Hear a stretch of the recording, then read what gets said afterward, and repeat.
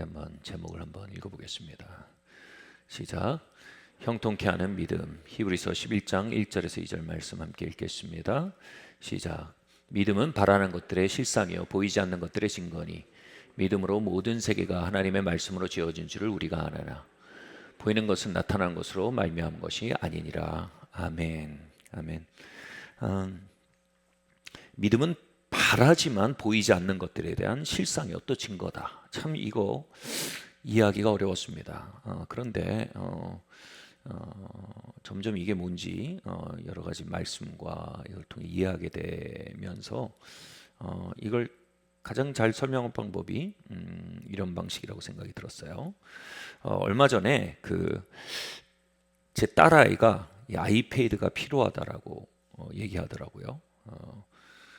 놀이를 위해서가 아니라 학습을 위해 필요하다고 하더라고요. 그래서 그걸 몇 주 동안 계속 얘기하는 겁니다.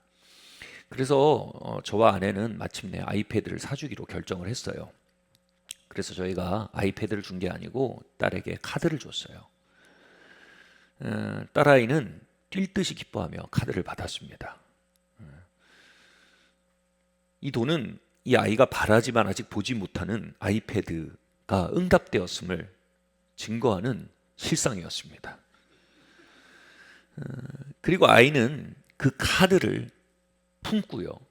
왜냐하면 그 속에 아이패드가 들어있거든요. 그 카드를 사용하기 시작했습니다.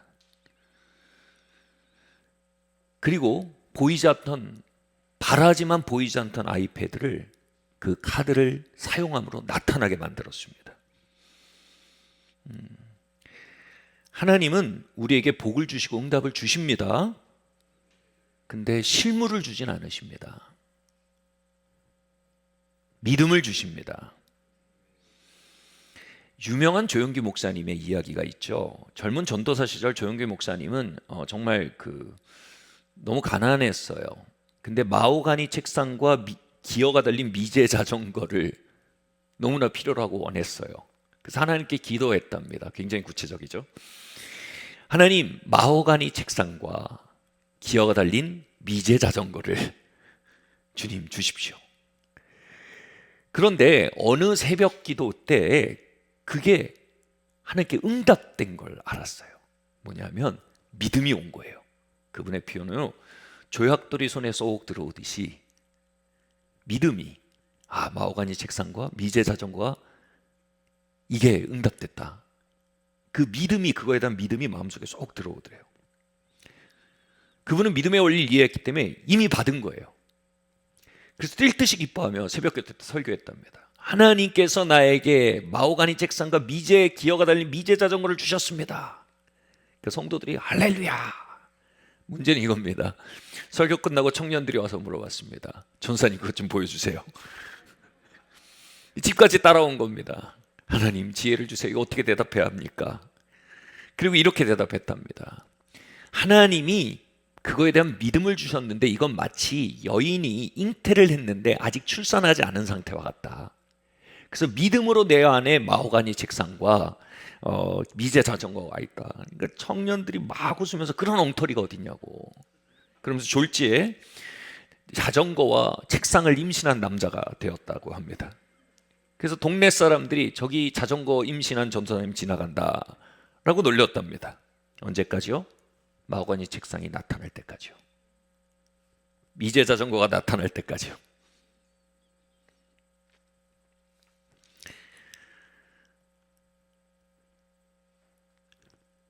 히브리서는 말합니다. 보이는 세상은 보이지 않는 믿음의 말씀에 의해 지어졌답니다. 놀랍죠? 보이는 마호가니 책상과 미제 자전거는 보이지 않는 믿음의 말씀을 통해 나타납니다. 하나님은 우리에게 믿음의 말씀을 주심으로 보이는 것들로 불러내게 하신답니다. 아멘. 요한일서 5장 4절은 이렇게 말합니다. 세상을 이기는 승리는 이것이니 우리의 믿음이지라. 아멘. 여기서 승리란 말이 정복입니다. 즉 보이는 세계를 정복할 수 있는 어떤 중요한 무기를 우리에게 주신답니다. 그 무기가 뭐라고요? 인맥이 아니고 백이 아니고 심지어는 학벌이나 배경이 아니고 뭐라고요? 믿음이라고 말합니다. 같이 말합시다. 세상을 이기는 이김은 나의 믿음입니다. 나는 믿음에 대해 더 깨닫기 원합니다. 보이지 않는 것을 보이는 것으로 불러내며 살길 원합니다. 아멘. 하나님은 보이는 세계를 정복하기 위해서 우리에게 믿음을 주신다고 말합니다. 믿음은 들음에서 나고 들음은 그리스도의 말씀에서 납니다. 그리고 그리스도의 말씀을 마음으로 믿어 의에 이르고 입으로 신하여 구원에 이릅니다. 이게 믿음의 전체 과정입니다. 믿음을 들어 마음으로 믿는 것은 하나님께 카드를 받는 겁니다. 그리고 그 말씀을 믿고 고백함으로 나아가는 것은 그 카드를 사용하는 것입니다. 아멘. 저는 믿음에 대해 배워가며 믿음을 사용하며 걸어가며 정말 놀라운 것을 봅니다. 오늘날 성도님들 가운데 믿음을 사용하는 법을 모르신 분이 너무나 많다는 겁니다. 믿음을 사용하여 삶을 살고 하나님의 약속들을 불러내고요, 보이는 세계를 정복하며 사는 것에 대해 완전히 외계어처럼 느끼신 분들이 너무나 많다는 겁니다. 하나님은 믿음으로 우리의 삶을 정복하도록 우리를 부르셨습니다. 여러분, 믿음을 이해하고 믿음을 사용하는 성도들 되길 바랍니다. 믿음으로 삶을 다스리는 법들을 배워나가는 우리 되기를 바랍니다. 세상을 이기는 이김은 우리의 믿음입니다. 찰스 캡스는 이렇게 말했습니다. 혀는 당신의 인생을 망하게 하거나 성공시킬 능력이 있습니다. 잠언 18장 21절에 기초한 말씀이죠. 같은 입에서 복이 나오고 저주가 나옵니다. 야고보서 말씀이죠. 당신의 마음은 말로써 프로그래밍 됩니다. 믿음은 하나님의 말씀을 들음으로써 생겨납니다. 두려움은 대적이 하는 것을 들음으로써 생겨납니다. 우리의 마음을 프로그래밍 시키기에 믿음도 일하고 있고 두려움도 일하고 있답니다. 믿음은 하나님이 우리의 마음을 프로그래밍 시켜서요, 우리의 입으로 그 힘을, 그 권능을 풀어놓게 하기 위한 전초전이고요, 두려움은 마귀가 우리의 마음을 프로그래밍함으로요, 그 지옥을 우리의 입을 통해 풀어놓기 위해 벌이는 전초전이라고 얘기합니다. 이스라엘 민족의 출애굽 여정을 보면 그 하나님과 마귀 사이에, 믿음과 두려움 사이에 치열한 전투가 아주 잘 보여지고 있습니다. 그들의 싸움은 가나안 거민과의 물리적 싸움이 아니었습니다. 그들의 싸움은 큰 성벽과의 물리적 싸움이 아니었습니다. 두 영적 세력 간의 물리적 싸움이었고, 그 싸움의 결과에 의해 진보하거나 후퇴했습니다. 우리의 삶도 그와 똑같습니다. 그들이 가나안 거민을 보고 뭐라고 얘기했습니까? 저들 앞에 우리가 메뚜기라. 그리고 뭐라고 얘기합니까? 그 두려움이 기초해서 이제 비전이 보이기 시작합니다. 저들 앞에 우리가 메뚜기고 우리는 광야에서 다 죽을 거다. 여러분, 우리 모두 비전의 사람들입니다. 그 비전을 어디서 얻어내냐에 차이가 있는 것입니다. 지금 그들은 두려움에 의해 비전을 받았습니다. 그들에게 분명히 하나님이 주셨던 약속의 말씀이 있었습니다. 내가 내게 준 땅으로, 가나안으로 나아가서 그것을 취하라. 그들은 너의 밥이다. 하나님 말씀을 주셨습니다. 그런데 그들은 하나님의 말씀에 의한 믿음으로 자신의 마음을 프로그래밍 하는데 매우 게을렀습니다. 그리고 상황에 의해 두려움으로 마음을 프로그래밍 하는 일에 매우 자동적이었습니다. 하나님은 그 일에 대해 그들이 나를 멸시했다, 거듭 멸시했다 이렇게 말씀하십니다. 사실 그들이 하나님을 멸시한 게 아닙니다. 그냥 자기가 죽겠다고 푸념했을 뿐입니다. 단지 어려운 상황에 압도돼서 두려움이 가득한 가련한 마음을 품었을 뿐입니다. 근데 하나님이 너희가 나를 멸시하는 거다 이렇게 말씀하십니다. 왜 이게 하나님을 멸시하는 겁니까? 바로 그 자리에서 가나안 땅을 향해 하나님이 주고 계시는 약속의 말씀을 마음에 두지 않으므로 하나님 멸시한 겁니다. 하나님은 말씀 속에 계십니다. 우리가 말씀을 마음으로 존중하지 않을 때 우리는 하나님을 존중하지 않는 것입니다. 우리는 우리의 마음으로 말씀을 존중하고 말씀으로 우리의 마음을 프로그래밍하보다 말씀과 다르게 말하고 있는 상황을 존중하고 두려움에 우리의 마음을 프로그래밍할 때 우리는 하나님이 아닌 마귀를 존중하고 있는 것입니다.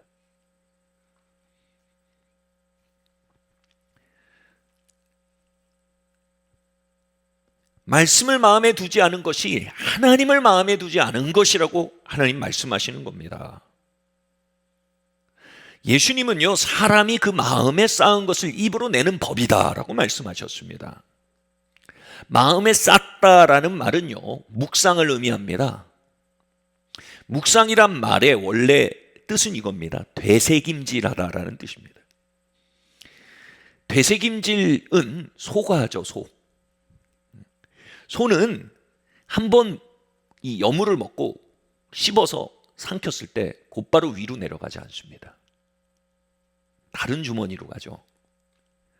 그리고 한가한 시간이 되었을 때 아무도 없는 곳에서 하고 끄집어냅니다. 하고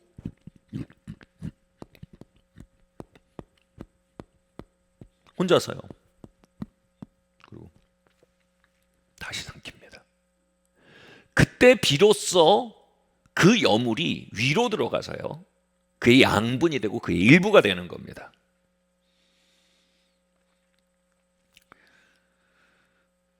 이스라엘 민족은 하나님의 놀라운 역사를 봤습니다. 홍해를 가르셨어요.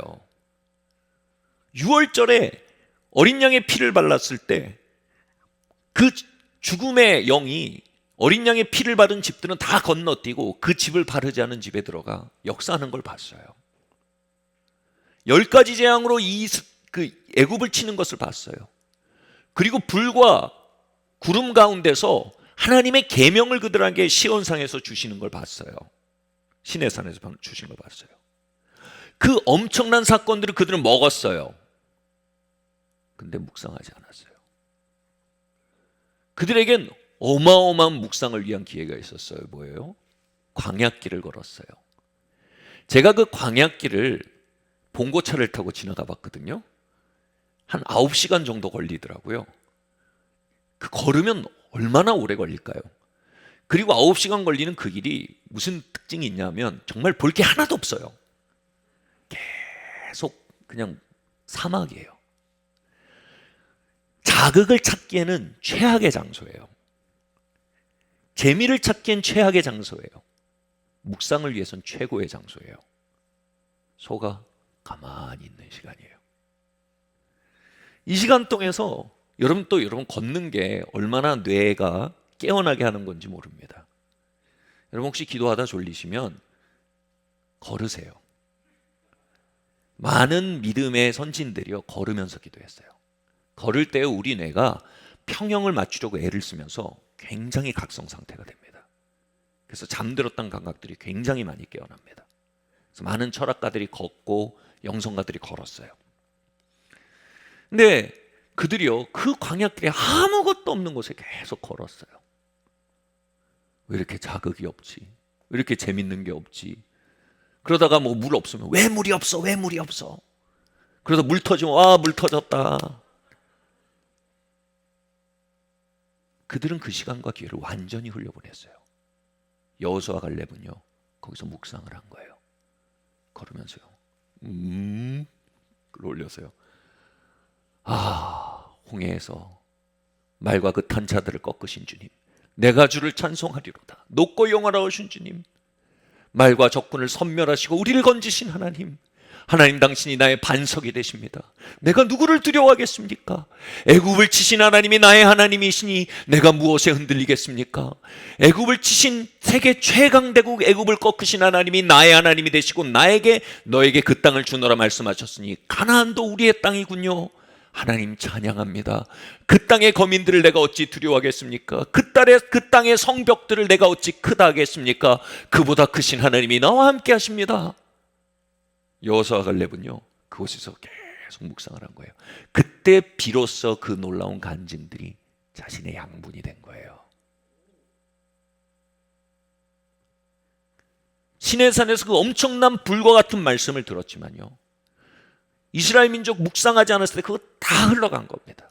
근데 여호수아 갈렙은요, 그 시간 동안 끌어올려서 중얼중얼한 거예요. 묵상하다란 말은 말씀드렸지만 입으로 되뇌이다란 뜻이에요. 여러분, 시험은 운 좋아서 잘 보는 게 아니에요. 시험은 평소에 뇌에 뭘 쌓았냐가 발현되는 시간이에요. 가데스 바네아는요, 그들의 정말 심령에 무엇이 프로그래밍 되는지, 무엇이 정말로 축적되어 있는지가 드러나는 시간이에요.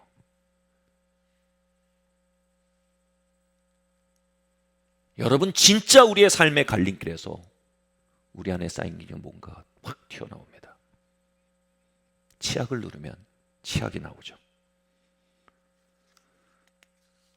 묵상의 사람들을 누르면 말씀이 나옵니다. 상황의 사람들을 누르면 불평이 나옵니다.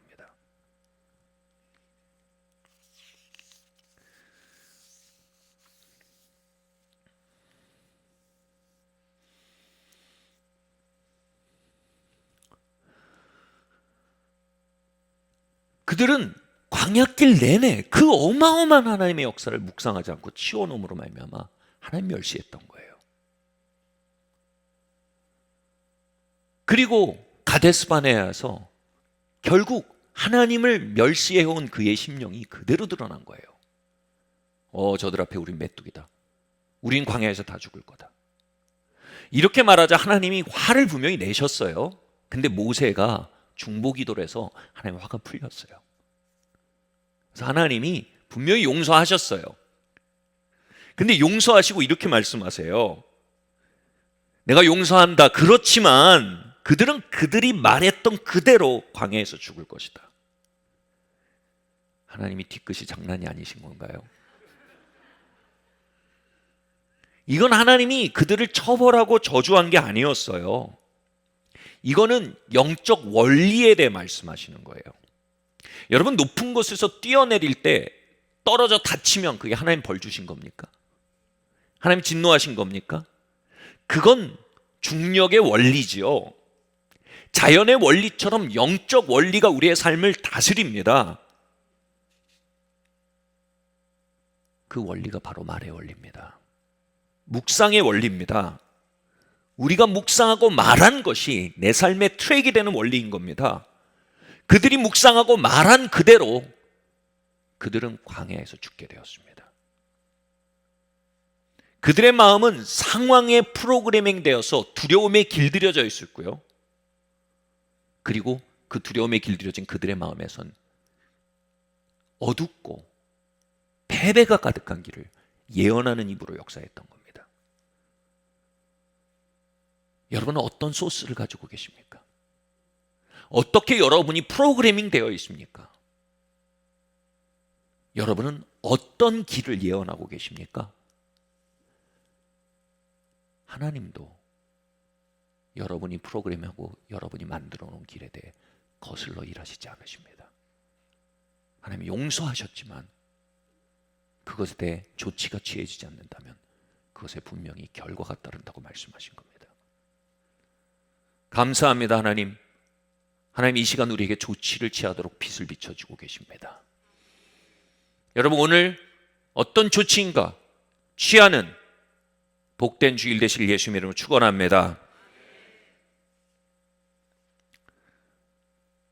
욥기 3장 25절은 말합니다.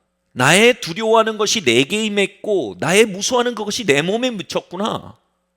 욥이 엄청난 환난 가운데 있었는데요, 그 원리를 보게 된 거예요. 이거 내가 두려워하던 건데, 정확하게 이거 내가 정확하게 염려하던 건데, 이거 내가 정확하게 그려보던 미래인데 그게 나한테 그냥 벌어졌네. 이 말은 이스라엘 민족도 그대로 했을 겁니다. 이거 내가 그때 했던 말인데, 우리 광야에서 다 죽게 된다고 말했는데 정말 그 끝이 되었네. 말씀드렸죠? 믿음은 하나님이 역사하시는 분입니다. 두려움은 지옥이 역사하는 분입니다. 잠언 6장 3절은 연이어 말합니다. 여러분, 욥기 잠언이 다 지혜서입니다. 지혜서의 특징은 뭐냐면 삶에 보이지 않는 원리를 드러내 보이는 말씀입니다. 잠언 6장 3절이 이렇게 말합니다. 함께 읽겠습니다. 시작. 내 입의 말로 네가 얽혔으며 내 입의 말로 인하여 잡히게 되었느니라. 아멘.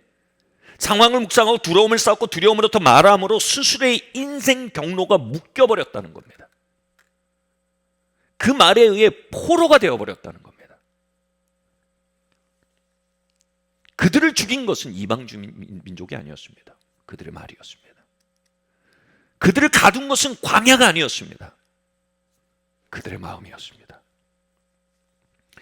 여러분, 이렇게 볼 때요, 우린 정말 아슬아슬한 시한폭탄을 사방에 깔고 살고 있습니다. 죽겠다, 맛있어 죽겠다, 죽겠다, 좋아 죽겠다, 싫어 죽겠다, 망했다.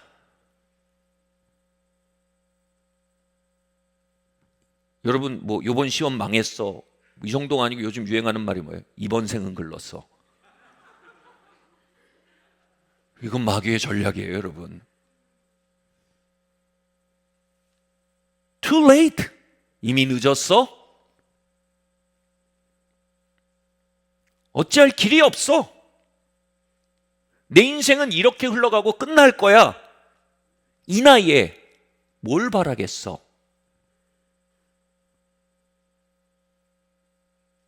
제 주변에 연세가 지긋하신 분들이 그러시더라고요. 이 나이에 뭘. 그때 제가 20대 후반, 30대 초반 전도사였거든요. 근데 제 안에 그 마음이 있는 거예요. 이 나이에 뭘. 난 너무 어리다는 거예요. 난 너무 젊다는 거예요. 그래서 뭔가 해보기엔 너무 젊다는 거예요. 근데 똑같이 뭔가 해보기엔 너무 나이가 많으시다는 거예요. 논리는 다르지만 소스가 같아요. 여러분, 이 시한폭탄은 지옥이 끊임없이 제작해서 성도들의 삶에 보급하고 있는 부비 트랩입니다. 할렐루야.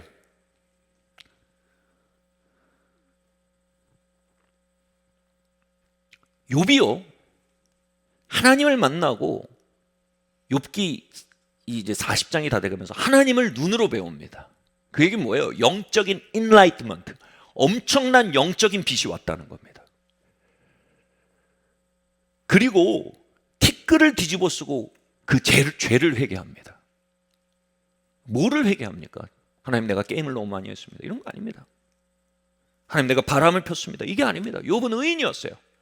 근데 욥이 티끌을 뒤집어 쓰고 죄를 뒤집어 쓰고 엎드려 회개했던 제목이 이겁니다. 바로 자신의 삶을 저주하고 자신을 대적하는 친구들을 저주했던 말들이었어요.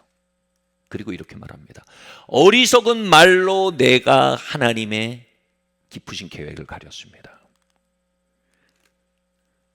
다시 말해, 욥의 삶의 역전을 가져오기에 다가오시는 하나님, 욥을 보호하시기에 다가오시는 하나님을 막아버렸다는 겁니다. 자기 말로요. 자기 말로 다 막아놓고 하나님이 아무것도 하지 않았다고? 이젠 요즘 말로 2번 죽인다 그러죠. 이제 하나님이 또 안 왔다는 거예요. 자기 말로 다 막아버리고. 그 하나님이 책망하신 거예요. 무지한 말로 나를 흐리는 자가 누구냐? 하나님, 접니다. 저 욥입니다. 내 말로 내가 얽혔고 내 입으로 인하여 내가 잡히게 되었습니다. 하나님, 용서하여 주십시오. 주님의 피로 내가 한 말들을 캔슬해 주십시오. 돌이켜 주십시오, 주님. 이 두려움에 기초하고 저주의 기초에 프로그래밍된 나의 심령과 나의 입술을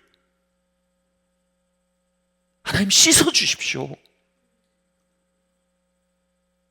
그가 가슴을 찢으며 알게 된 건요, 자신의 말이 하나님을 가렸다는 거예요. 하나님의 역사를 막아왔다는 거예요.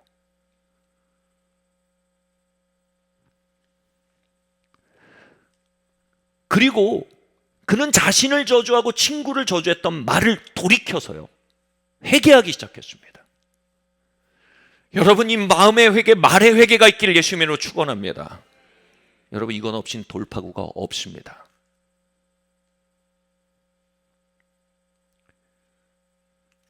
여러분, 페트병을요, 뚜껑을 딱 닫아가지고 빈 페트병을 태평양에 던지면 한 방울도 안 들어옵니다. 여러분, 하나님의 놀라운 계획과 놀라운 축복과 하나님의 놀라운 사랑과 임재가 우리를 둘러싸고 있어야 돼요.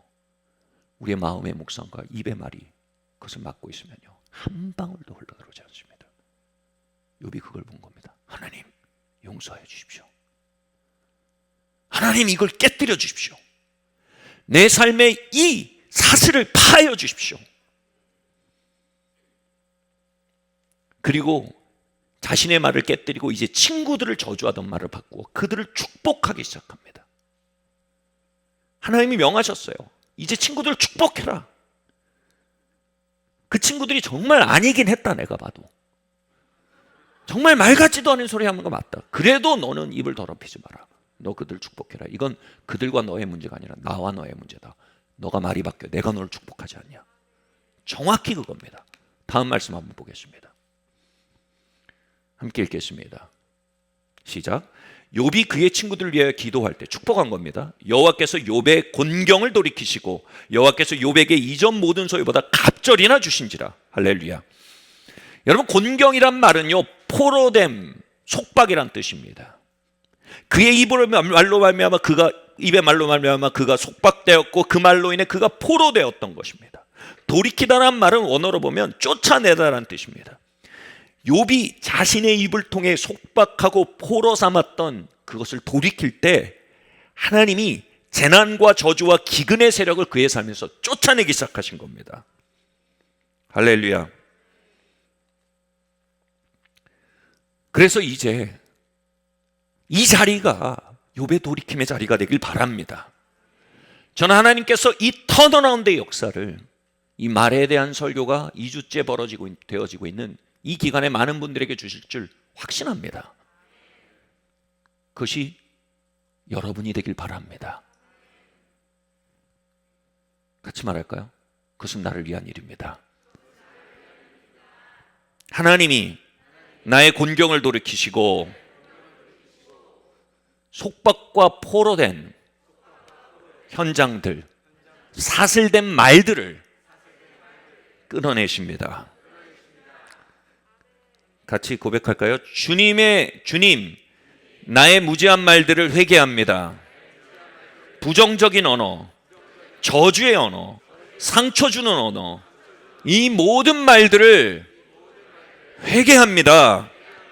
예수님의 피로 이 말들을 지워주시고 내 입의 말로 얽히고 잡힌 나의 영혼과 나의 삶이 노임받기를 원합니다. 예수님의 이름으로 곤경의 돌이킴을 선포합니다. 아멘. 아멘.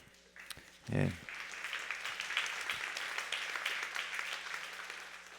그렇게요, 다윗은요 이렇게 간절히 기도합니다. 제가 이 기도가 예전에 제 성경 읽던 책 받침 있잖아요, 이 스탠드에 써 있었는데 이해를 못했어요. 근데 초등학교 때 그걸 보고 도대체 이게 무슨 뜻입니까? 그랬는데 몇십 년이 지나서 알게 됐어요. 시편 19편 14절 말씀 함께 읽을까요? 시작. 나의 반석이시여 나의 구속자이신 여호와여, 내 입의 말과 마음의 묵상이 주님 앞에 연락되기를 원하나이다. 아멘. 반석은요 피난처란 뜻입니다. 구속은요 역전이란 뜻입니다. 하나님, 나의 피난처가 되시고 나에게 역전을 가져오시는 하나님, 그 하나님이 내 삶에 풀어지기를 원합니다. 어떻게요? 그 시작이 이겁니다. 내 마음의 묵상이 하나님이 받으실 만한 것이 되고요, 내 입의 말들이 하나님이 받으실 만한 것이 되게 할 때입니다. 다른 번역을 보면요, 내 마음의 모든 말과 내 입의 모든 말과 내 마음의 모든 묵상이 주께서 받으실 만한 것이 되길 바랍니다. 나의 영혼을 묶던 말들이 사라지길 바랍니다. 잘못 프로그래밍 된 것들이 다시 리셋되길 바랍니다. 다시 말해서 하나님, 이제 철저히 하나님의 말씀으로 프로그래밍 된 심령이 되길 원합니다. 그리고 그 심령에서 흘러나오는 생수가 내 입을 완전히 장악하길 원합니다. 여러분, 이 두 곳의 역전이 삶의 역전으로 일어나는 겁니다. 소말리아 해적들에 의해서요, 큰 배들이 납포되곤 합니다. 그때 소말리아 해적들이요, 가장 먼저 장악하는 게 조타실이에요. 조타실을 놓고 전쟁이 벌어집니다. 갈코리를 걸어서요, 기어 올라와서요, 총을 쏘고 막 하면서 조여와서 결국 조타실을 놓고 막 피비린내 나는 전투가 벌어지고 마침내 해적들이 조타실을 딱 잡으면 끝난 겁니다. 그럼 그 배는 접수된 겁니다. 야고보는 말합니다. 큰 배를 움직이는 건 그 키이듯이 좋다 그겁니다. 너의 입이 키다. 좋다 싫은 마음입니다. 그곳에 있는 운전대는 우리의 입입니다. 여러분, 지옥으로부터 우리의 좋다 싫을 되찾아가야 합니다. 우리의 마음의 묵상이 하나님이 장악한 곳이 되어야 합니다. 우리의 핸들이 하나님의 말씀에 장악되어야 합니다. 그러면 원래 의도된 선로를 벗어난 그곳에서 턴어라운드가 일어나는 겁니다.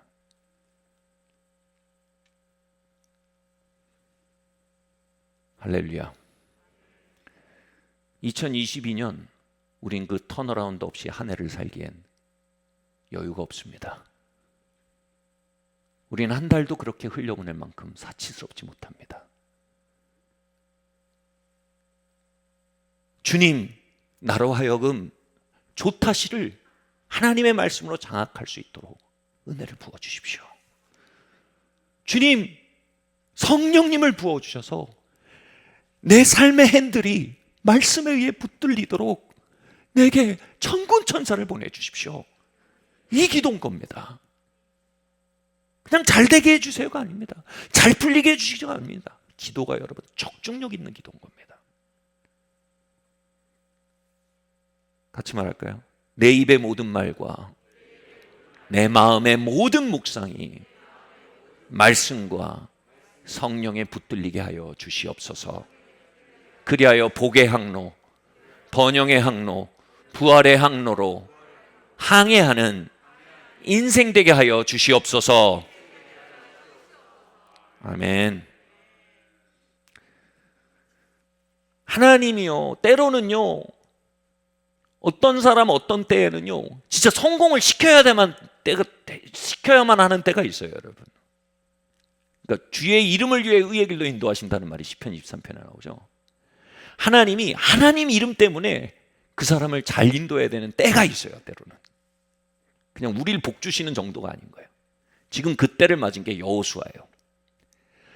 가나안 땅을 점령하기 위해서 여호수아가 이렇게 왔는데 전 세대가 한번 그 잘못 프로그래밍 된 걸로 말하고 그래서 도돌이표 40년 동안 도돌이표를 갔어요. 이제 여호수아까지 그러면 안 돼요. 그러니까 하나님은 어떻게 해요? 이제 성공을 시켜야 되는 거예요, 이제 이 프로젝트를. 그래서 하나님이 여호수아를 성공시켜 어떻게 하냐면 하늘에 일타 강사를 보냅니다. 바로 여호와의 군대 장관을 보냅니다. 그때도 재밌는 건 뭐냐면 여호수아가 산책하고 있었어요. 멋지지 않습니까, 여러분? 많은 사람들이 걸어다니면서 하나님과 교제하는 얘기가 나옵니다. 여호와의 군대 장관, 하늘에 일타 강사가 나타난 거예요. 일타 강사의 강의는 길지 않아요. 원포인트 레슨이죠. 딱 와서 원포인트로 빡 찍어줍니다. 필승 전략. 할렐루야. 이 필승 전략을 여러분 성경에 여호수아가 적어놨어요. 너무 고마워요. 자, 하늘의 일타 강사와 여호수아, 대장군 여호수아, 정말 크게 성공한 여호수아, 좋게 성공한 여호수아의 대화를 한번 볼게요. 정말 짧고 강렬한 강의예요. 1장 8절 함께 읽겠습니다. 시작. 이 율법책을 내 입에서 떠나지 말게 하며 주야로 그것을 묵상하며 그것에 기록된 대로 다 지켜 행하라. 그리하면 내 길이 평탄하게 될 것이며 내가 형통하리로다. 끝.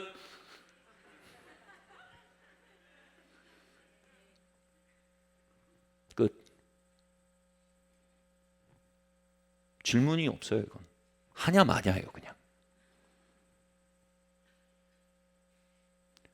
여러분, 이 1타 강의는요 성경 전체에 계속됩니다. 시편 1편 2절 3절 또 똑같은 원포인트 레슨이 또 이 시편 기자에게 찾아왔어요.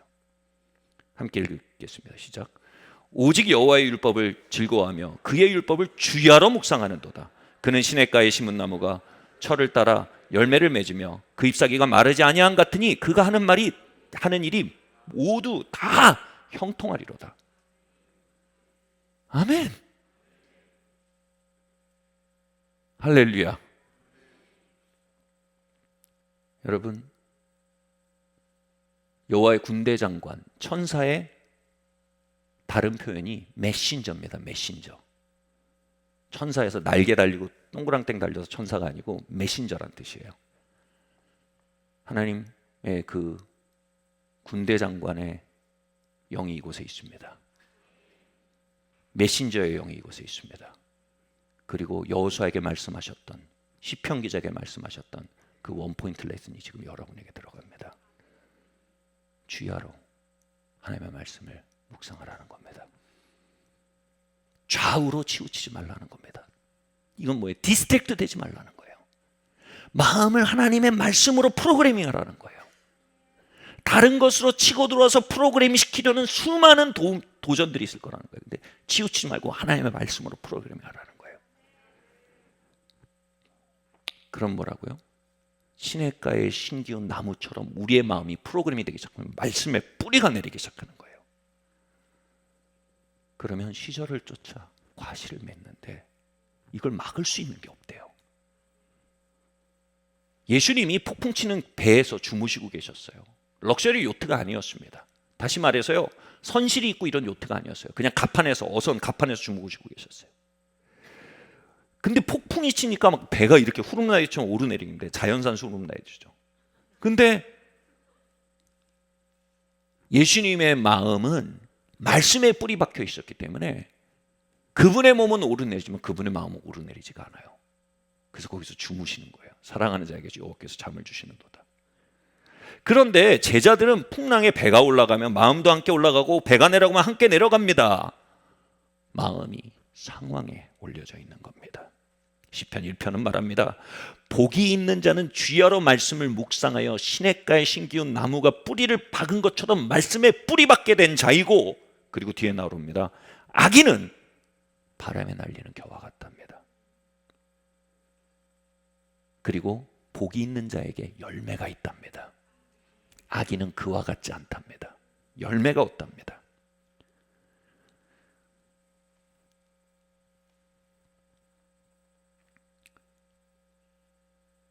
복이 있는 자는 뭐 목사님들이나 셀리더를 얘기하는 게 아닙니다. 복이 있는 자는 우리 안에 거듭나서 들어온 속사람을 의미합니다. 우리의 속사람은요, 하나님의 임재에서 위로를 받습니다. 우리의 속사람은 말씀에서 태어났기 때문에 말씀에서 확신을 얻습니다. 반면 악인은 뭐 어떤 도적들이나 뭐 바리새인들을 말하는 게 아닙니다. 악인은 우리 겉사람입니다. 우리의 겉사람은 혈과 육으로부터 태어났고 육의 사람이기 때문에 외부 환경에서 희망을 찾고 외부 환경에서 위로를 찾습니다. 우리의 속사람은 열매 맺기 위해 말씀으로 파고 들어가고요, 우리의 겉사람은 열매 맺기 위해 상황에 대응합니다. 우리의 겉사람의 그러한 운동에 대해 선지자는 이렇게 말합니다. 자고새가 그 알을 품은 것 같다. 자고새가 알을 품는 게 뭐냐면, 자고새는 약간 그래요, 이상해요. 그래서 뭐냐면 남의 알을 그렇게 열심히 품어요. 남의 알을 품고 막 혼자 막 좋아해요. 이제 출산할 때가 왔다. 근데 딱 부화되면 뭐예요? 지 어미한테 가버려요. 나는 텅 빈 거죠. 육의 사람은요, 열매가 없어요. 언제나 분주합니다. 언제나 상황에 대처하며 자기가 똑똑하다고 생각하고 부지런하다고 생각하는데 결국 결정적일 때 날아가 버려요. 근데 영의 사람은 그렇지가 않다는 겁니다. 영의 사람은 시절을 따라 과실을 맺는데요. 생수로부터요, 그 말씀으로부터요, 마음을 적시고요. 마음으로부터 빛이 있으라 할 때 빛이 있게 했던 그 말씀. 마음으로부터 궁창과 육지가 나눠지라 할 때 나눠지게 했던 그 말씀. 그 말씀을 선포합니다. 시절을 따라 과실을 맺기 시작합니다. 그 입에서 복된 소식이 나옵니다. 생수의 강이 터집니다. 번영이 그 입에서 터져 나옵니다.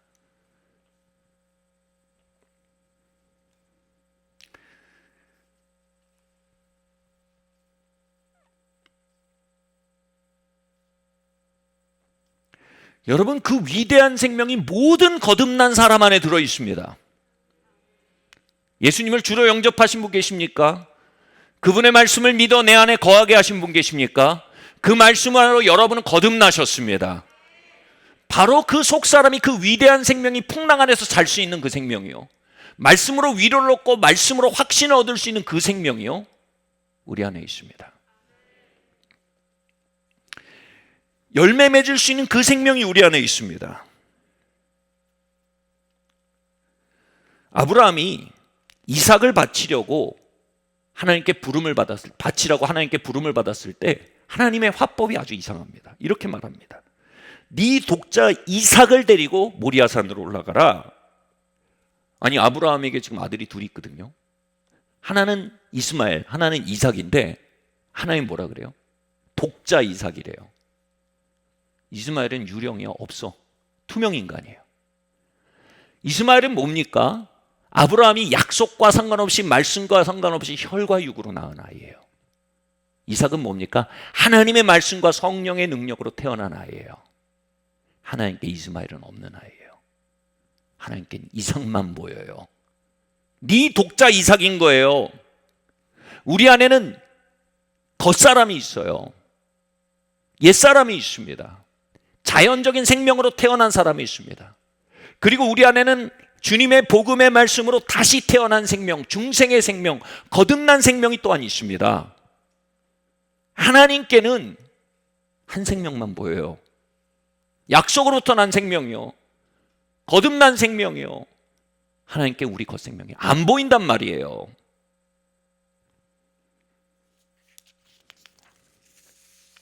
하나님은 환경에서 위로를 찾고 환경에서 확신을 얻으려고 분주융주가 다니며, 하나님, 이 환경을 통해 날 좀 위로해 주십시오. 이 환경에 뭔가 확신이 필요합니다. 하나님 안 들리십니다. 뭐라고? 안 보이십니다. 하나님, 내가 얼마나 힘든지 안 보이십니까? 안 보이십니다. 하나님은 속생명만 보십니다. 왜냐면 그게 우리거든요. 그게 진짜 나거든요. 그게 하나님의 아들 된 생명이거든요. 하나님, 아들이 이렇게 고생을 하는데 내 독자 이삭을 데리고 모리아산에 올라가라. 너의 유일한 생명을 가지고 나와 함께 길을 걷자. 그 영성의 길을 걷자. 믿음의 길을 걷자.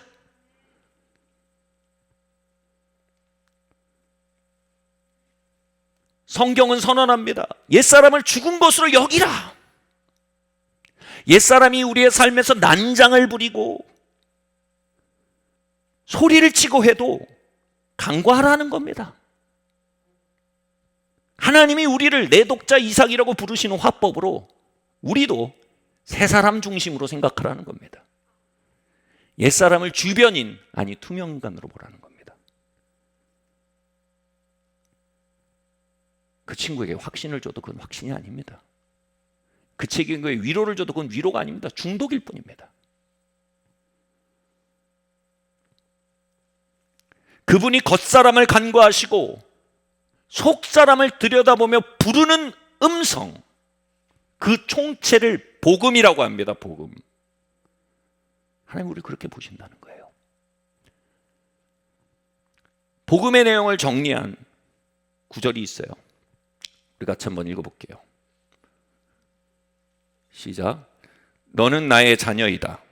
너는 하나님의 말씀에 썩지 않는 씨앗으로 거듭났다. 너는 모든 죄를 용서받았고 예수의 피로 씻겨졌다. 너는 어둠의 세력에서 건져내어 나의 왕국에 옮겨진 새로운 피조물이다. 너는 율법의 저주로부터 속량되었다. 너는 내가 채찍에 맞음으로 축복을 받고 치유를 받았다. 너는 주 안에서 강건하다. 너는 정복자보다 나은 자이다. 너는 세상의 빛이며 세상의 소금이다. 너는 그리스도 예수 안에서 하나님의 의이다. 내 안에 계신 이가 세상에 있는 자보다 더 크다. 너는 성령의 능력을 받았다. 너는 병든 사람에게 손을 얹어 그들이 회복되는 것을 볼 수 있는 능력을 가지고 있다. 너는 원수의 모든 능력을 제어할 능력을 가지고 있다. 너는 모든 것을 할 수 있다. 내가 한 일을 너도 할 것이요 그보다 더 큰 일도 할 것이다. 너는 이 세상 모든 피조물에게 좋은 소식을 전하는 나의 대사이다. 나는 너와 함께하며 결코 너를 떠나지도 버리지도 않을 것이다. 아멘. 창세기 17장 1절에서 하나님은 이렇게 말씀하셨습니다. 나는 전능한 하나님이라 너는 내 앞에서 행하여 완전하라. 우리는 반대로 생각합니다. 우리가 완전하게 행하면 하나님 앞에 설 수 있다고 생각합니다. 이건 율법주의입니다. 복음은 이렇게 말합니다. 내 앞에서 행하라. 그러면 네가 완전하게 행할 수 있을 것이다. 바로 겉사람을 안 보고 내 독자 이삭이라고 부르시는 하나님 앞에 그냥 서버리는 겁니다. 겉사람을 관가하고 속사람을 들여다보시는 하나님 앞에 행하기 시작하는 겁니다. 사람들은 나사로의 무덤을 보았습니다.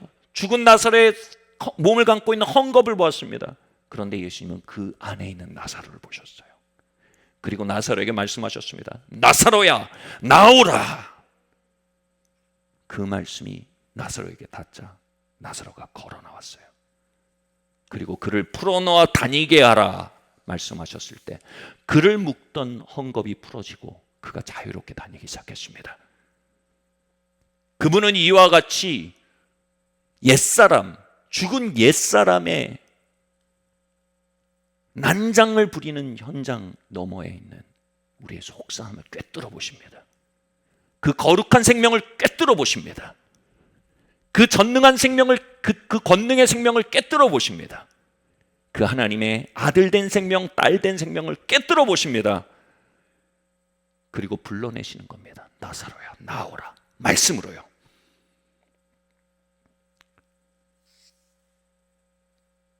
우리도 이제 그분과 함께 우리 자신을 향해 말하고 외쳐야 합니다. 속사람아 나오라. 속사람아 풀어놓아 자유롭게 다닐지어다.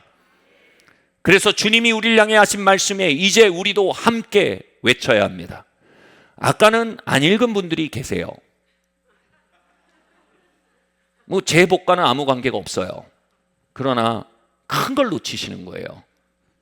이번에는 다 같이 한번 고백합시다.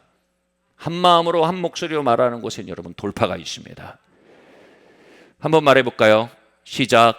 나는 주의 자녀다. 나는 하나님의 말씀에 썩지 않는 씨앗으로 거듭났다. 나는 모든 죄를 용서받았고 예수의 피로 씻겨졌다. 나는 어둠의 세력에서 건져내어 주의 왕국으로 옮겨진 새 피조물이다. 나는 율법의 저주로부터 속량되었다. 나는 주가 채찍에 맞으심으로 축복받았고 치유받았다. 나는 주 안에서 강건하다. 나는 정복자보다 나은 자이다. 나는 세상의 빛이며 세상의 소금이다. 나는 그리스도 예수 안에서 하나님의 의이다. 내 안에 계신 이가 세상에 있는 자보다 더 크다. 나는 성령의 능력을 받았다. 나는 병든 자에게 손을 얹어 그들이 회복되는 것을 볼 수 있는 능력을 가지고 있다. 나는 원수의 모든 능력을 제어할 능력을 가지고 있다. 나는 모든 것을 할 수 있다. 주가 한 일을 내가 할 것이요 그보다 더 큰 일도 할 것이다. 나는 이 세상 모든 피조물에게 좋은 소식을 전하는 주의 대사이다. 주는 나와 함께 하시며 결코 나를 떠나지도 버리지도 않으실 것이다. 아멘. 아멘. 여러분 매일 여러분의 나사로를 불러내셔야 합니다. 겉사람의 아우성 속에서 우린 겉사람을 보며 찡찡거리지 않아야 합니다. 속사람을 보고 믿음으로 말해야 합니다. 그를 불러내야 합니다. 연이어 말씀 한번 읽겠습니다. 골로새서 3장 말씀입니다. 함께 읽겠습니다. 시작. 너희가 서로 거짓말하지 말라. 옛사람과 그 행위를 벗어버리고. 여기서 말하는 거짓말은요, 사실과 다르게 말하는 걸 말하는 게 아닙니다. 여기서 말하는 거짓말은 하나님과 다르게 말하는 것입니다. 하나님 사실과 같게 말하지 않습니다. 야, 너 겉사람 여전하네? 왜 그러냐? 안 그러십니다. 내 눈에 안 보인다. 난 네 안에 있는 빛이 보인다. 하나님은 진리와 함께 말하십니다. 하나님과 다르게 말하는 게 거짓말입니다. 하나님은 겉사람을 관과하고 속사람을 대하는데 우리가 서로의 겉사람을 대한다면 우리는 서로에게 거짓말하고 있는 것입니다. 서로가 이제 우리 자신의 속사람을 불러낼 뿐 아니라 우리가 서로의 진실의 기초에 대하기 시작할 때 우리는 우리의 옛사람을 그 분위기 속에서 벗겨낼 수 있다고 말하는 것입니다. 속사람을 풀어놓아 다니게 할 수 있게 되는 풍토는 뭡니까? 서로를 진실의 기초에 대하기 시작하는 겁니다. 사실적으로 대하는 게 아니고요, 진실의 기초에 대하는 겁니다. 저에게 믿음에 대해 굉장히 많은 걸 가르쳐 주신 남아공에 있는 하나님의 사람이 있습니다. 그분에게는 세 아들이 있습니다. 근데 그 세 아들이 동네에서 아주 악동으로 소문이 자자했습니다. 그분은 국제적인 컨퍼런스가 있을 때마다 세 아들을 불러서 세워서 사람들 앞에 칭찬을 했어요. 첫째는 이렇게 첫째를 세워놓고 예배팀에서 일렉으로 섬기고 있는데 정말 기름 부음이 넘치는 청년이다, 막 이렇게 얘기를 해요. 그리고 둘째는 키보드를 치는데 놀라운 예배자이다, 이렇게 얘기합니다. 그 셋째를 세워놓고 나랑 가장 닮은 아들이며 나와 같이 일어나게 될 자이다, 이렇게 얘기를 합니다. 그러면 멀리 해외에서 온 사람들은 박수 치면서 아, 그렇구나, 훌륭한 아들들 두었구나, 이렇게 생각합니다. 그런데 그 동네 사람들은 그 시간에 굉장히 난감해합니다. 본 게 있거든요, 들은 게 있거든요. 근데 그 하나님의 사람의 눈에는 안 보여요, 안 들려요. 그냥 아들 바보라서 그러는 게 아니에요. 속사람을 보는 거예요. 그 평판은 육에 기초한 평판입니다. 그러나 영에 기초한 평판이 아닙니다. 그 하나님의 사람 아들들을 영의 기초에서 말하는 겁니다. 아버지가 돌아가시고요, 삼형제가요 하나님의 사람들로 일어나기 시작했어요. 그리고 그 사역의 빈자리를 이제 삼형제가 메워 들어가서 하고 있습니다. 이런 기후 안에서요, 속사람이 급성장할 수 있습니다. 이런 말이 있어요. 한 자담을 세우려다가 아홉 자담을 무너뜨린다. 우리가 우리 겉사람의 현상에 집중해서 서로 그것을 바로잡으려다가 한 자담을 세웠는데 아홉 자담을 무너뜨리는 경우가 많이 있어요. 뭘 무너뜨리는 겁니까? 믿음의 기후를 무너뜨리는 겁니다. 서로 안에는 속사람을 봐내고 그것에 경탄하는 기후를 망가뜨려 버리는 겁니다. 우린 그렇게 자녀를 키울 때 10년 동안 한 자담만 세우며 계속 아홉 자담을 무너뜨릴 수도 있어요. 우린 그렇게 공동체에서요 50년 동안 한 자담만 매년 세우면서 아홉 자담을 50년 동안 무너뜨리고 살 수도 있어요.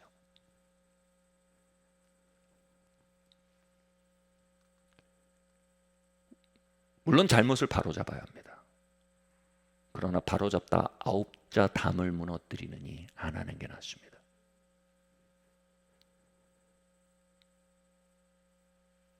아프리카 한 부족의 이야기를 아시죠? 아이가 태어날 때 부모는 그 아이를 위한 노래를 영감의 나무 아래 가서 받습니다. 그리고 아이가 태어날 때 그 노래를 불러줍니다. 온 마을 사람들이요. 그리고 아이의 생일 때마다 온 마을에서 그 노래를 불러줍니다. 그리고 아이가 어긋나고 탈선할 때 온 마을 사람들이 그 아이를 둘러싸고 돌로 치지 않고 고소하지 않고 그 노래를 불러줍니다. 이게 너야. 너는 이런 자로 태어났어. 넌 이런 자로 살 자야. 불러줍니다. 진짜 모습을 불러내주는 겁니다. 나사로야, 나오라. 그 영적 기후가 이곳에 세워지길 바랍니다. 우린 서로 상처 주는 말을 버려야 합니다. 서로 까내리는 말을 버려야 합니다. 누추한 겉사람이 기초할 때 우리는 상대방을 끌어내림으로 내가 조금 더 나아진다라고 착각합니다.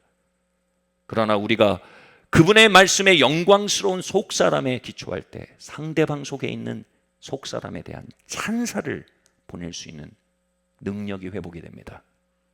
그러한 공동체, 그러한 관계동심원 세워가는 저와 여러분 되기를 예수님으로 축원합니다.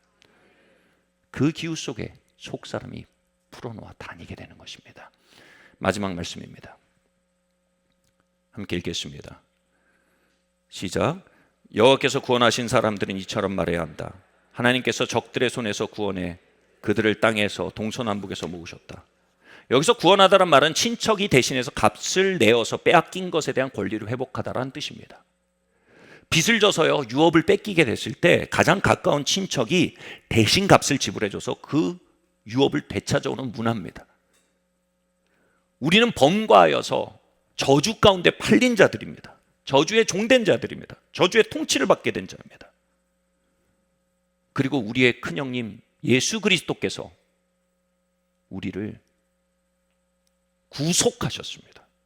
뭐로부터요? 율법의 저주로부터요. 아멘. 여러분 율법의 저주의 목록은 매우 명확합니다. 여러분 막연하지 않아요. 뭐 이렇게 율법의 저주가 뭐 이렇게 인형 갖다 놓고 바늘로 찌르고 뭐 이런 저주가 아닙니다. 목록을 한번 읽어드릴게요. 전염병, 치질, 오음, 가려움증, 정신착란, 눈병, 열병, 가난, 흑암, 눌림, 간통, 무기력, 절망, 종기, 포로됨, 우상숭배, 가뭄, 곰팡이, 칼, 장사되지 못함, 폐병, 자녀들이 이렇게 돌아가는 겁니다. 마음을 돌리는 거. 자녀들이 멀리 떠나버림, 낙담, 땅이 처리됨, 하늘이 노시됨, 적군들이 후려침, 뿔뿔이 흩어지게 됨, 맹렬한 화재, 마음의 놀람, 트라우마죠. 적군을 섬김, 연병, 책망, 어찌할 바를 모름, 혼란스러움이죠. 나갈 때 저주받음, 들어갈 때 저주받음, 가축들이 저주받음, 땅에 저주받음, 자녀들이 저주받음, 곡간의 저주, 광주리의 저주, 들에서의 저주, 성읍에서의 저주. 신명기 28장부터 30장까지 명시되어 있는 율법의 저주들입니다. 우리는 이 저주 가운데 죄로 인해 팔려서 넘기운 자였습니다. 그러나 그리스도의 피가 우리의 속전이 되었습니다.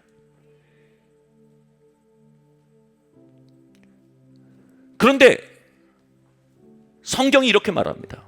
그 속전을 받은 자들에게 이렇게 말하는 겁니다. 이제 속전을 받은 자들은 이처럼 말해야 한다. 하나님께서 적들의 손에서 우리를 구원하셨다라고 외치라는 겁니다. 그 속전의 지불 사실을 주장하라는 겁니다. 요한계시록 이렇게 말합니다. 또 우리 형제들이 어린 양의 피와 자기들이 고백하는 말씀으로써 그를 이겼나니 그를 죽기까지 자기들의 생명을 아끼지 아니하였도다. 그들이 뭐예요? 여기서 호흡이 닿도록, 호흡이 닿도록 어린 양의 피를 증거하는 형제들이 원수를 이기기 시작했다는 겁니다. 이 말은 뭡니까? 주님께서 속전을 다 지불하셨음에도 우리는 원수를 만날 거라는 겁니다. 저주의 인들을 만날 거라는 겁니다. 그런데 거기서 어떻게 하라고요? 내 인생이 그렇지 뭐. 이건 주님의 피를 멸시하는 언어입니다. 우리 아버지들이 있으니까 나도 이런 거지 뭐. 이건 주님의 대속을 거절하는 언어입니다. 내 인생이 항상 이러지 않았는가? 나는 평생 이렇게 몸이 약했으니 이것이 내 삶이야. 이건 주님의 믿음을 유산하는 언어입니다. 우린 그 적들 가운데 뭐라고 말하고요? 이렇게 말해야 됩니다. 나는 핏값 주고 빼낸 바 돼 있자이다. 나는 대속받은 자이다. 예수께서 값 치르셨으므로 이것과 나는 상관없는 자가 되었다. 내 삶에 환난은 있으나 그것은 종착역이 아니요 축복으로 가는 해산의 수고에 지나지 않는다. 나는 이것들을 통과해 축복의 땅으로 나아간다. 난 이것들을 지내 치유의 땅으로 나아간다. 난 이것들을 통과해 번영의 땅으로 나아간다. 난 이것을 통해 화해의 땅으로 나아간다. 예수님의 피로 이제 하나님의 복락들이 내게 속했으며 저주와 나는 아무 상관이 없다.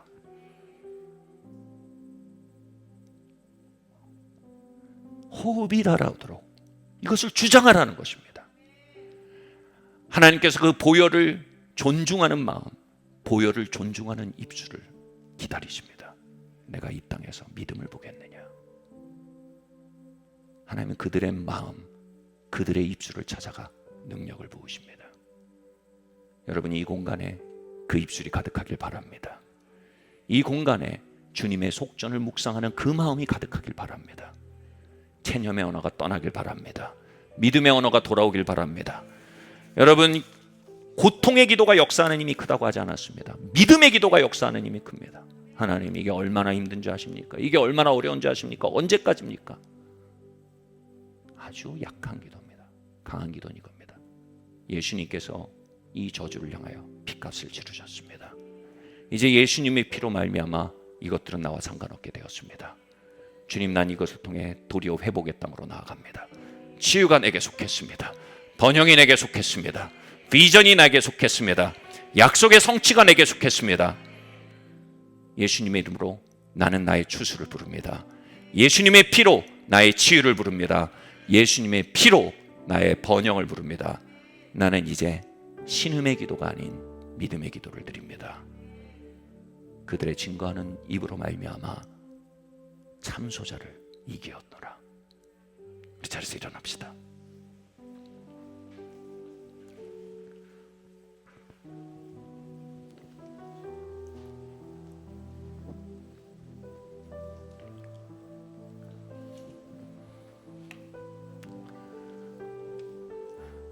저는 이 시간 해묵은 사슬들을 봅니다. 옛날에 이 잘못된 수도원 전통이죠. 스스로를 막 사슬로 내리치고 채찍으로 내리치면서 수련하던 이들이 있었어요. 그러면 더 거룩해지는 줄 알고, 스스로를 묻고 스스로를 판단하고 자신의 삶을 저주하는 것이 겸손인 줄 알고 거룩인 줄 알고, 때로는 우리가 그렇게 하지 않으면 겸손해지지 않는 줄 알고요. 그 사슬들이 끊어지기를 바랍니다. 나는 하나님의 사랑받는 자녀입니다. 나는 저주에 건져서 축복으로 들어간 자입니다. 하나님 좋으신 아버지고 나를 축복하기 원하십니다. 십자가에 있을지언정 부활의 시간은 훨씬 더 깁니다. 악한 날은 짧고 하나님의 축복의 날들은 깁니다. 하나님은 축복의 아버지이시며 치유의 아버지이시며 하나님은 사랑의 아버지이시며 화해의 아버지이십니다. 할렐루야. 우리 이 시간 우리의 모든 누추한 말들을 같이 회개하고 캔슬하는 시간을 갖기 원합니다. 하나님, 모든 나를 저주하고 나의 삶을 저주하고 서로를 저주하던 그 언어들을 회개합니다. 겉사람의 기초에 우리에게 말하던 모든 말들을 회개합니다. 겉사람의 기초에 서로를 말하던 모든 말들을 회개합니다. 주님, 믿음의 언어, 아버지 믿음의 말씀이 우리의 입술을 장악하게 하여 주시옵소서. 우리 함께 기도하겠습니다. 할렐루야. 주님, 이 시간 기도합니다. 주님 아버지 하나님, 누추한 말들을 회개합니다. 주님 아버지 하나님, 우리 가운데 아버지 하나님 불신의 말들을 회개합니다. 주님 아버지 하나님, 옛사람의 기초한 말들을 회개합니다. 주님 아버지 하나님, 복음적이지 않은 말들을 회개합니다. 주님의 속전을 무효화시키는 말들을 회개합니다. 예수님의 피를 존중하지 않던 우리의 마음을 회개합니다. 주님 아버지 하나님, 우리가 마음으로 쌓는 것을 입으로 낸다고 하였습니다. 주님, 내 마음의 모든 말과 내 입의 모든 말과 내 마음의 모든 묵상이 주께 연락된 것이 되기 원합니다. 주님, 이 시간 기도합니다. 우리 안에 그 묵상의 능력을 부어주시길 원합니다. 주님 아버지, 말씀의 능력이 나의 심령을 기경하게 하여 주시옵소서. 이제 다른 것으로 우리의 마음을 프로그래밍하기로 결정합니다. 복음으로 나의 삶을 프로그래밍하기로 결정합니다. 하나님의 진리로 나의 마음을 프로그래밍하기로 결정합니다. 상황을 따라, 사람들의 말을 따라, 세상의 영을 따라 나의 마음을 프로그래밍해온, 그리하여서 나의 입에 동물이 차오르고 내 말에 쓴마음이 차올랐던 모든 시간들, 저주의 언어들을 자연스럽게 뱉어내던 모든 시간들을 회개합니다. 이 시간 정결케 하는 주의 피의 역사가 이곳에 있습니다. 정결케 하는 주의 피의 역사가 있습니다. 할렐루야. 정결케 하는 주의 피의 역사가 그 아버지 안에 모든 저주의 말들을 씻어내며 모든 사슬의 말들을 씻어냅니다. 할렐루야. 우리 자신을 향해 뱉어냈던 그 더러운 말들을 주님 씻어내며 서로에게 뱉어냈던 그 더러운 말들을 씻어냅니다. 주님, 할렐루야. 나사로야 나오라, 나사로야 나오라, 새 사람아 나오라. 너는 세상의 빛이라. 너는 나의 자녀라. 너는 용서받은 자이며 너는 나의 사랑하는 아들이며 너는 나의 사랑하는 딸이다. 너는 옛사람의 귀곡성 속에 섰을지라도 나는 그 너머에 있는 나의 생명을 보며 그 너머에 있는 거듭난 생명을 보며 그 너머에 있는 아름다운 나의 사람을 보노라. 내가 예수님의 이름으로 너에게 말하노니 나사로야 나오라. 너는 나의 자녀이다. 너는 하나님의 말씀에 썩지 않는 씨앗으로 거듭난 자이다. 너는 모든 죄를 용서받았고 예수의 피로 씻겨졌다. 이 목록을 좀 띄워주시겠어요? 우리가 이 시간 우리가 같이 기도할 텐데요, 우리가 우리 자신을 불러내면서 같이 기도합시다. 여러분, 이 말씀 우리에게 선포하시고요, 또 그것을 가지고 기도하고요, 이것으로 우리의 마음이 다시 프로그래밍 되고 우리의 영혼이 다시 정립되길 원합니다. 우리 같이 기도하고 나가겠습니다. 나는 하나님의 자녀입니다. 나는 하나님의 말씀에 썩지 않는 씨앗으로 거듭났습니다. 나는 모든 죄를 용서받았고 예수님의 피로 씻겨진 자입니다. 나는 어둠의 세력에서 건져내서 하나님의 왕국으로 옮겨진 새로운 피조물입니다. 나는 율법의 저주에서 속량된 자입니다. 나는 채찍에 맞음으로, 예수님이 채찍에 맞음으로 나음받고 치유를 받고 축복을 받은 자입니다. 그리함으로 치유는 나의 것입니다. 축복은 나의 것입니다. 나는 주 안에서 강건한 자입니다. 그리함으로 말미암아 나는 연약한 자가 아니요 이 시간 내게 능력 주신 자에서 모든 것을 할 수 있는 자가 되었습니다. 그리함으로 나는 정복자보다 나은 자가 되었습니다. 나는 세상의 빛이며 세상의 소금입니다. 내가 그리스도 안에서 하나님의 의가 되었고 내 안에 계시니까 세상에 계심보다 크십니다. 나는 성령의 능력을 받은 자이며 병든 자에게 손을 얹어 그들을 고치며 그들을 모든 원수의 능력을 제어할 능력을 가지고 있으며 이 모든 것을 행할 수 있는 자이며 주님이 하신 일을 하고 그보다 더 큰 일을 할 수도 있는 자입니다. 주님, 그 놀라운 능력과 놀라운 생명이 내 안에 있습니다. 모든 피조물에게 좋은 소식을 전하는 주님의 대사입니다. 주님이 나와 함께 계시며 주님은 결코 나를 떠나지 않으십니다. 그리함으로 이 시간 선포합니다. 주님 아버지 하나님, 내가 구속받은 자입니다. 그리함으로 주께서 핏값 치르셨다고 우리가 외치기 시작합니다. 주님께서 핏값을 치르셨다고 외치기 시작합니다. 할렐루야. 주님 감사합니다. 시편 기자가 말합니다. 주께 구속받은 자들은 외칠지어다. 주께서 나를 구속하셨도다. 같이 말할까요? 예수의 피가 나를 모든 저주에서 대속하셨습니다. 저주는 이제 나와 상관이 없습니다. 그것을 만날지언정 더 큰 축복을 향해 나아가는 해산의 수고이며 과정일 뿐입니다. 나는 축복에 속한 자이며 나는 치유에 속한 자이며 나는 번영에 속한 자이며 나는 성취에 속한 자이며 나는 기쁨에 속한 자이며 나는 충만에 속한 자이며 나는 거룩에 속한 자이며 나는 영혼에 속한 자이며 나는 승리에 속한 자입니다. 예수님의 피로 이 모든 것을 향해 값을 치르셨으니 이제 예수님의 피로 이것들을 주장하고 나아갑니다. 여러분, 예수님의 피로 이것을 주장하며 기도하세요. 지금 주장하며 기도하세요. 할렐루야. 주님 감사합니다. 예수님의 피로 말미암아 주님 시편 말씀에 구속받은 자들은 외칠지어다 하였습니다. 그러나 아버지 하나님, 우리가 그 흘려진 피를 존중하지 아니하고 그 흘려진 피에 외치는 소리를 존중하지 아니하고 우리 인생을 따라 외쳤으며 우리의 인생의 고통을 따라 외쳤으며 우리의 트라우마를 따라 외쳤습니다. 주님 회개합니다. 이제 아버지는 우리 광야길을 따라 외치던 우리 입술을 돌이켜서 주님 예수님의 피를 따라 외치기로 결정합니다. 주님 예수님의 피로 주님 치유가 이 자리에 속했습니다. 부흥이 이 자리에 속했습니다. 예수님의 피로 번영이 이곳에 속했습니다. 예수님의 피로 열매 맺는 자들로 우린 분립받았습니다. 우리는 거룩에 속했습니다. 예수님의 피로 하나님의 아들 딸이며 우리는 예수님의 피로 영원에 속한 자들입니다. 할렐루야. 주님 아버지 하나님, 이제 우리가 예수님의 피로 그것들을 불러내며 걷습니다. 주님 2022년에 그 보이지 않던 것들을 불러내기에 이 시간 우리에게 믿음의 말씀을 주시는 주님, 우리가 믿음의 말씀을 마음에 품겠습니다. 믿음의 말씀을 주장하겠습니다. 믿음의 말씀 위에 서서 기도하겠습니다. 우리의 기도가 한숨이기를 그치기 원합니다. 우리의 기도가 투덜거림이길 그치길 바랍니다. 우리의 기도가 비탄이기를 그치기를 선포합니다. 이제 우리가 믿음의 기도로 돌아옵니다. 내가 믿음의 사람이 되길 원합니다. 비탄의 사람에서 믿음의 사람으로, 한숨의 사람에서 찬양의 사람으로, 비참의 사람에서 승리의 사람으로 돌아오기를 선택합니다. 그 변화는 이 시간 예수님의 피가 위에서 벌어집니다. 주님, 나의 마음의 턴어라운드, 내 입술의 턴어라운드, 이것이 내 인생의 턴어라운드의 시작임을 믿습니다. 이 시간 여호와의 군대장관 하나님의 메신저의 영이 이곳에 있으니 감사합니다. 이들의 삶의 전쟁에서 승리한 자들로 이들을 일으켜 주시옵소서. 나의 말씀이 내 입에 있게 하며 주야로 그것을 묵상하라. 그리하면 네가 나아가는 땅에 너희가 승리할 것이다. 네가 나아가는 땅에 너희가 형통하기 시작할 것이다. 너희가 번영하기 시작할 것이다. 너희가 이전에 보지 못하던 열매를 보기 시작할 것이다. 이전에 보지 못하던 기적을 보기 시작할 것이며 이전에 보지 못하던 성취들을 보기 시작할 것이다. 내가 너를 떠나지 않으며 영원히 너와 함께 할 것이다. 나의 말씀을 빼앗으려는 모든 세상의 영들과 거짓들로부터 너의 마음을 구별하라. 내가 너와 함께 가리라. 주님 감사합니다. 우리가 우리 2022년 1사분기에 한 해를 향한 실상의 믿음, 우리가 바라지만 아직 보지 못하는 것들을 믿음으로 주시는 아버지의 임재를 만나게 하시니 감사합니다. 거룩한 정말 이 원포인트 레슨이 주님 우리의 마음에 떠나지 않도록 도와주십시오.